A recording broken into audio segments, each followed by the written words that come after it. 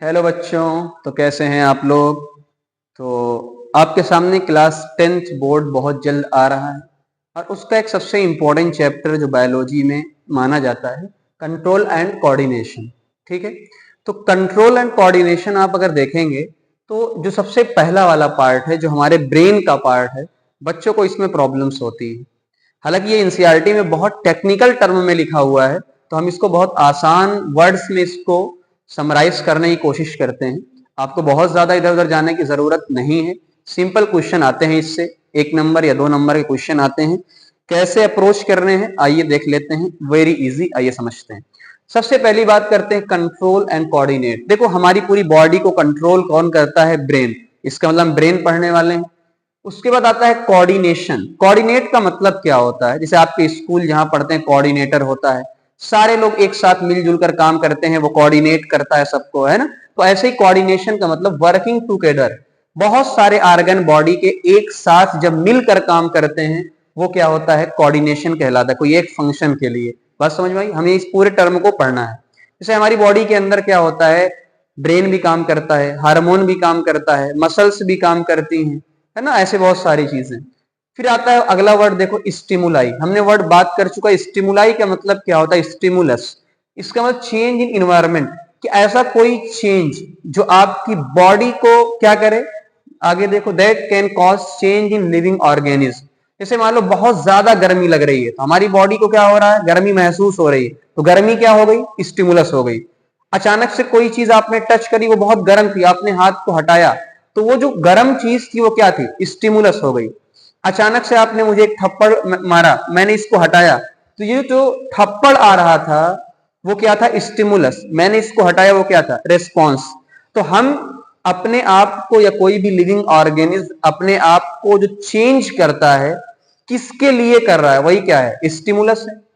Response का मतलब वो जो स्टिमुलस आया है, तो हमारी बॉडी उसको कैसे रिएक्ट करेगी, कैसे रिएक्शन देगी, वही क्या होता है? रेस्पॉन्स। तो जो भी लिविंग ऑर्गेनिज्म होते हैं, स्टिमुलस का रेस्पॉन्स देते हैं।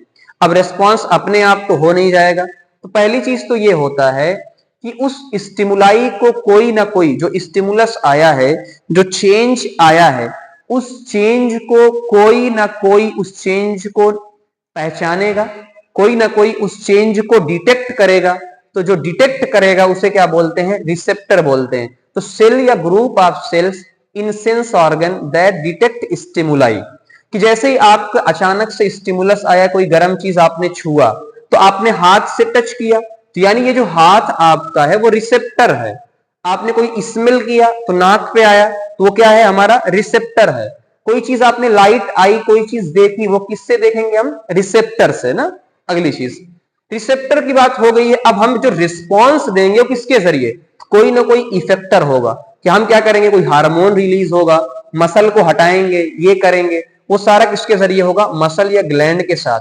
कि जो भी स्टिमुलाई आया है, जो भी रिसेप्टर ने काम किया है, उसके अकॉर्डिंग जो रेस्पॉन्स आप दोगे वो किससे दोगे? इफेक्टर से दोगे, जो कि मसल और ग्लैंड होती है।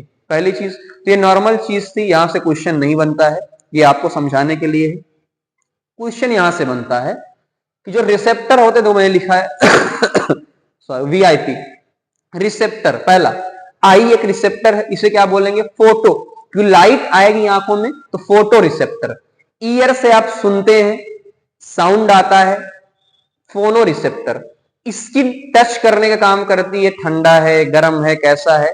Thermo receptor. नोज क्या करती है? सूंघती है, तो ऑल्फैक्टरी रिसेप्टर। टंग क्या होती है? कोई चीज चखती है, तो गैस्ट्रेटरी रिसेप्टर। टंग सबसे ज्यादा इंपॉर्टेंट है, क्वेश्चन यहां से बनते हैं। चलिए अगली चीज की तरफ चलते हैं, कोऑर्डिनेशन एनिमल। एनिमल के अंदर कैसे कोऑर्डिनेशन होगा, कौन कौन सी चीजें काम करती हैं? एक बार फ्लो चार्ट को आप देखो। पहला, एक नर्वस सिस्टम होता है, एक एंडोक्राइन सिस्टम होता है, दोनों मिलकर काम करते हैं, इसीलिए क्या देखो? कोऑर्डिनेशन। नर्वस सिस्टम का मतलब जो पूरा ब्रेन वाला पार्ट है। एंडोक्राइन सिस्टम का मतलब जो बॉडी के अंदर हार्मोन वाला है, जो चैप्टर लास्ट में आपके बात होगी, है ना। चलो, नर्वस सिस्टम के अंदर दो पार्ट है, सेंट्रल नर्वस सिस्टम और पेरिफेरल नर्वस सिस्टम। सेंट्रल में कौन कौन आएगा? पहले तो ये इंपॉर्टेंट चीज है, ब्रेन और स्पाइनल कॉर्ड। सबसे पहली चीज तो आपको ये क्लियर होना चाहिए, सेंट्रल में कौन कौन आएगा? ब्रेन और स्पाइनल कॉर्ड। ब्रेन का मतलब ये पूरा अपना खोपड़ी वाला हिस्सा, जिसमें आपके फोर ब्रेन, मिड ब्रेन और हाइंड ब्रेन, तीन ब्रेन आपके आते हैं ना, ब्रेन के पार्ट है, पढ़ेंगे। स्पाइनल कॉर्ड क्या है कि जो ब्रेन ये अपनी पूरी वर्टिब्रल कॉलम से जो पूरा जाता है या ना, ये क्या होता है, स्पाइनल कॉर्ड होता है। पेरिफेरल नर्वस सिस्टम का मतलब क्या होता है कि जो भी नर्व्स होंगी, जो भी इन लोगों से नर्व अराइज होंगी, वो क्या होंगी, पेरिफेरल नर्वस सिस्टम होंगी। इनके अंदर दो होती है, एक क्रेनियल नर्व होती है, स्पाइनल नर्व होती है। क्रेनियल का मतलब क्या है, जो ब्रेन से निकलती है आपने एक वर्ड पढ़ा हुआ क्रेनियम, ये पूरी खोपड़ी, तो जो क्रेनियम से निकलेगी ब्रेन से क्रेनियल नर्व, जो स्पाइनल से निकलेगी स्पाइनल कॉर्ड से स्पाइनल नर्व। तो आपको क्लियर होना चाहिए, सेंट्रल नर्वस सिस्टम में ब्रेन और स्पाइनल कॉर्ड आएगा, पेरिफेरल में नर्व्स आएंगी, ये होना है। बाकी यहां हार्मोन की बात हो रही है। अब आते हैं हम लोग न्यूरॉन की बात करते हैं। किसकी बात करते हैं, न्यूरॉन। यानी ये जो ब्रेन का पूरा पार्ट है, स्ट्रक्चरल एंड फंक्शनल यूनिट है। ब्रेन का स्ट्रक्चरल, जैसे बॉडी की स्ट्रक्चरल यूनिट क्या है, सेल, ऐसे ही ब्रेन का जो स्ट्रक्चरल यूनिट होगा वो क्या होगा, न्यूरॉन। ये लॉन्गेस्ट सेल होती है, ये आपको पता होगा, बचपन से आपने पढ़ा होगा। फिगर अभी एनसीईआरटी में आपको दिखाना है, तो मैंने पहले ही बोल दे रहा हूं, यहां लिख दे रहा हूं कि आपको जो फिगर है वो देखना है। फिगर इंपॉर्टेंट है, ठीक है ना, फिगर इंपॉर्टेंट है, बाकी बातें यहां मैं लिख देता हूं। फिगर कैसा होता है, देखो मैं हल्का सा बनाने की कोशिश करता हूं, हालांकि इतना अच्छा फिगर मेरा है नहीं। ये फिगर मान लीजिए पूरा है, ये एंडिंग,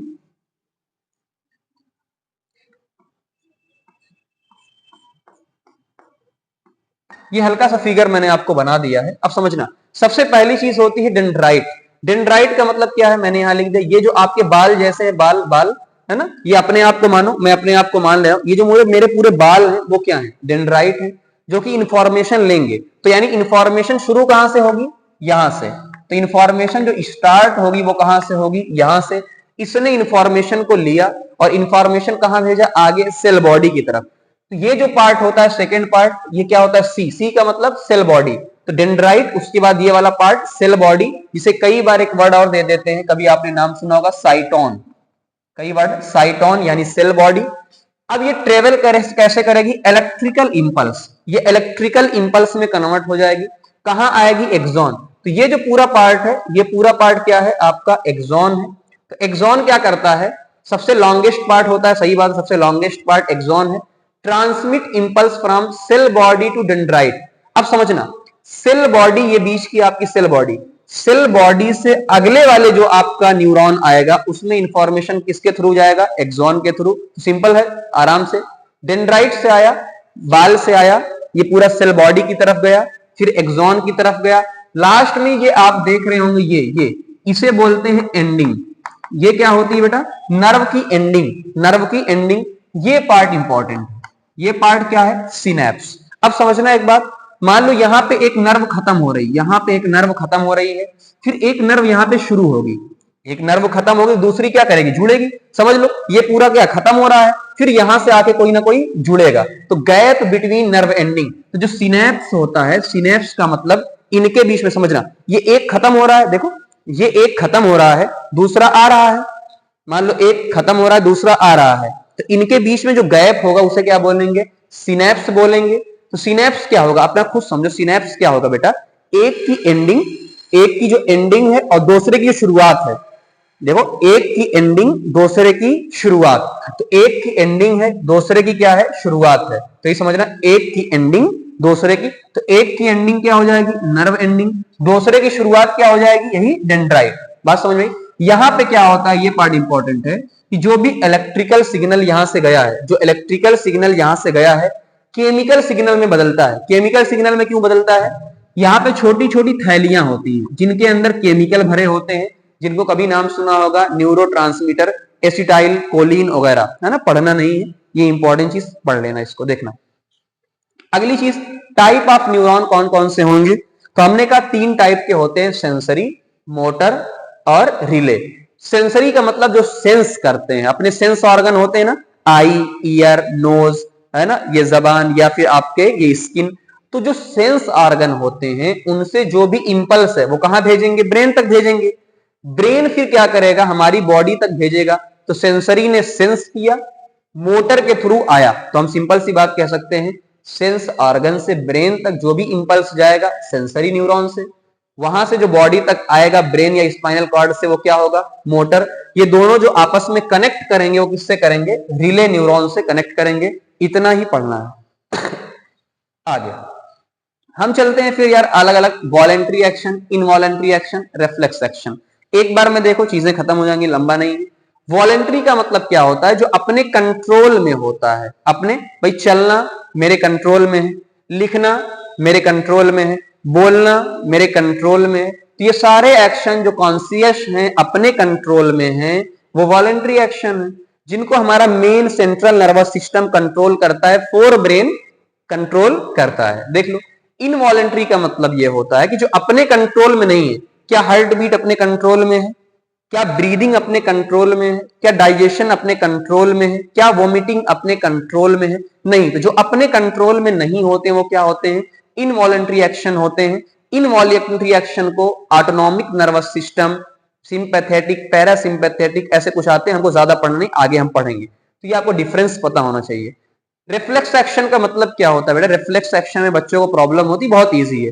कोई अचानक से बॉडी के अंदर चेंज आए, कोई अचानक से पढ़ेंगे, अचानक से बॉडी के अंदर चेंज आ जाए, वो क्या होता है, रिफ्लेक्स एक्शन होता है। स्पाइनल कॉर्ड से कंट्रोल होता है, ये स्पेशल बात आपको ध्यान रखना है। जैसे एग्जांपल के तौर पे अचानक से कोई ऑब्जेक्ट आपकी आंख पे आया और आपकी आंख क्या हो गई, ब्लिंक कर गई। देखो ऐसे मैं अचानक से खड़ा हूं, ऐसा है तो आंख अचानक से ब्लिंक कर गई, तो सडन चेंज हुआ है, वही क्या होता है आपका रिफ्लेक्स एक्शन।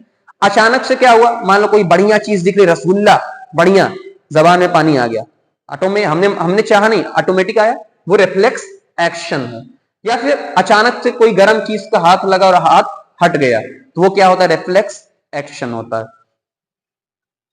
देख लो, रिफ्लेक्स एक्शन क्या होता है, क्विक, सडन, इमीडिएट रिस्पॉन्स। कोई स्टिमुलस आया, एक एग्जांपल समझा जो एनसीईआरटी बात करी, कोई बहुत गर्म चीज अचानक से हाथ आपने टच हुआ, अचानक से हाथ आपका हट गया, क्विक है, सडन है, इमीडिएट रिस्पॉन्स है। सोचा नहीं आपने, आपने सोचा नहीं कि गर्म है मैं हटाऊंगा, इतना सोचा नहीं, अचानक से हाथ लगा, अचानक से हाथ हट गया, आपको पता भी नहीं चला, वही क्या होता है। एग्जाम्पल है ना, टचिंग ऑब्जेक्ट, जैसे ही आप ऑब्जेक्ट को टच करते हैं देन क्या होता है पता ही आपको, आपका हाथ अचानक से हट जाता है, ठीक है ना। तो रिफ्लेक्स आर्क क्या होता है, रिफ्लेक्स आर्क कुछ नहीं बेटा, यही जो रिफ्लेक्स एक्शन है इसका जो पाथवे है, इसका जो पाथवे है वही क्या है, रिफ्लेक्स आर्क है। कैसे, देखो, स्टिमुलस आया, हॉट ऑब्जेक्ट का स्टिमुलस आया, रिसेप्टर के थ्रू कहां गया, स्पाइनल कॉर्ड। ब्रेन का इन्वॉल्वमेंट नहीं होता है, ब्रेन का इन्वॉल्वमेंट नहीं होता है, स्पाइनल कॉर्ड तक गया और यहां से फिर इफेक्टर तक गया और रिस्पॉन्स आया। ये पूरी आपकी कहानी वहां समझिए, इतना ही, यही जो पाथवे है कि स्टिमुलस हॉट ऑब्जेक्ट आया, रिसेप्टर उसको स्किन वाला ले गया, सेंसरी ऑर्गन, स्पाइनल कॉर्ड के थ्रू, मोटर न्यूरॉन के थ्रू इफेक्टर तक, मसल तक आया और आपका मसल हट गया। तो यही जो पूरा पाथवे, इसे क्या बोला, रिफ्लेक्स आर्क बोला। जरूरत क्या है, कई बार बच्चे क्वेश्चन पूछते सर इसकी जरूरत क्या है, हम ये कहेंगे कई सिचुएशन ऐसी होती है, यही सिचुएशन सोचो कि अगर आपका हाथ टच करोगे, सोचोगे, तब हाथ हटाओगे तो आपकी बॉडी को हार्म हो सकता है, आपका हाथ जल सकता है। तो हमें सोचना ही नहीं है, अचानक से मैसेज को, हाथ को हटा देना है। तो यही क्या है, इसमें क्विकली रिस्पॉन्स करना है, तो स्पाइनल कॉर्ड का काम आता है। आगे बेटा, ह्यूमन ब्रेन के अंदर आपको मैंने बताया, ह्यूमन ब्रेन जो हमको पढ़ना है, तीन part, fore brain, front, mid brain और हाइंड ब्रेन। फोर ब्रेन जितने भी कॉम्प्लेक्स काम होते हैं, थिंकिंग के जितने भी आप सोच लो जो बढ़िया बढ़िया काम होते हैं, थिंकिंग के काम सोच लो, मेमोरी यानी इंफॉर्मेशन का मतलब मेमोरी, मेमोरी वाले काम सोच लो, वॉलेंट्री एक्शन को कंट्रोल करने वाला काम सोच लो, स्पीकिंग का जो भी बढ़िया बढ़िया काम है मोस्ट, वो किससे होगा, आपका फोर ब्रेन से। यहां ये वाला पार्ट क्या होता है, सेरिब्रम। कौन सा पार्ट होता है बेटा, सेरिब्रम, सेरिब्रम।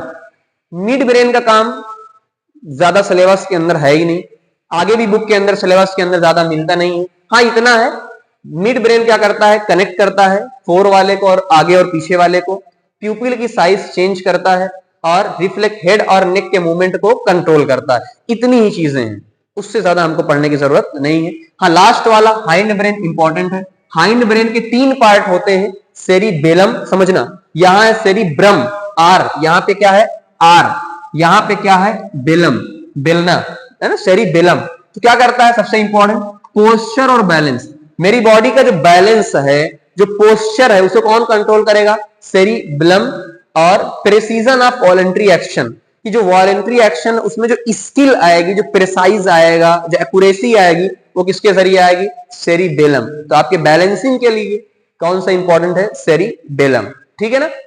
कुछ लोग करते हैं, जैसे मैं, कुछ लोग जो नशा करते हैं, जो दारू वगैरह पी लेते हैं, तो उनका देखो पैर लड़खड़ाता है ना, वो अटैक कहां पे होता है? सेरिबेलम पे पहले अटैक होता है, तो बैलेंस उनका बिगड़ जाता है, इसलिए देखो पैर लड़खड़ाने लगते हैं ना, यही बैलेंस का ऑप्शन। मेडुला इनवॉलेंट्री एक्शन, जितने भी, अब बताने की जरूरत है नहीं, जितने भी इनवॉलेंट्री एक्शंस होते हैं उन सब को कंट्रोल कौन करता है? आपका मेडुला कंट्रोल करता है।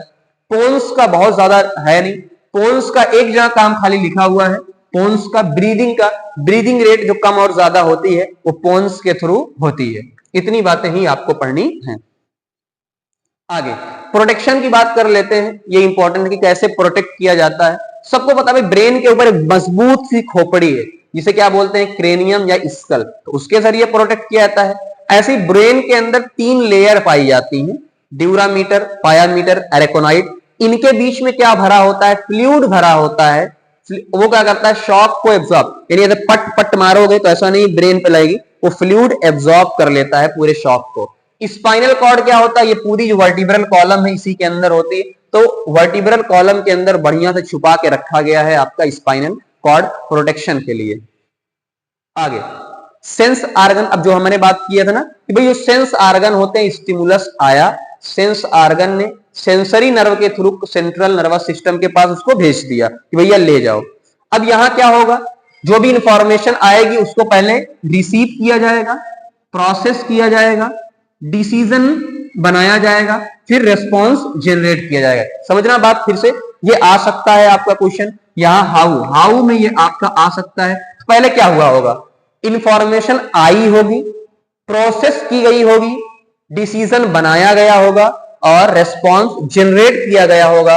उसके बाद मोटर न्यूरॉन या मोटर नर्व के थ्रू मसल को भेजा गया होगा, और मसल ने क्या किया होगा? अपने आप को सिकोड़ा या शॉर्ट किया होगा और आगे पूरा काम किया होगा। तो ये पूरी बातें आपको समझ में आ गई होगी।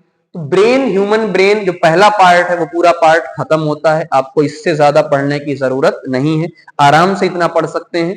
उसके बाद जो प्लांट वाला पार्ट है, प्लांट वाला पूरा पार्ट मैंने ऑलरेडी कवर किया है, मैं पूरा मर्ज कर दूंगा, और आपके एनिमल, यानी पूरा चैप्टर आपको बढ़िया तरीके से मिल जाएगा। अच्छे से पढ़िएगा, रिवाइज करिएगा, ठीक है ना? चलिए मिलते हैं, थैंक यू वेरी मच।